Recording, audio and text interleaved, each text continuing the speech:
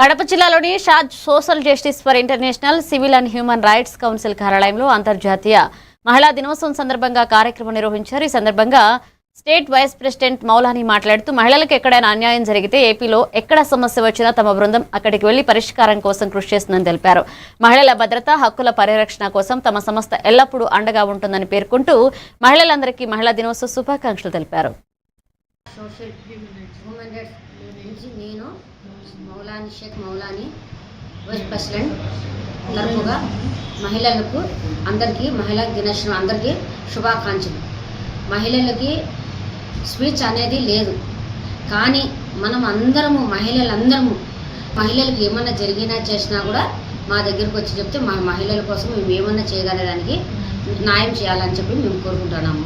కానీ ఏం జరిగినా కూడా ఇప్పుడు మహిళలు అనేది స్పీచ్ అనేది లేకుండా పోతుంది. చాలా మంది మా ముస్లిమ్స్లలో చాలా మంది అందరూ ఇండల్లోనే నలుగుతున్నారు. కానీ మొన్న ఒక కేసు వచ్చింది నా దగ్గరికి.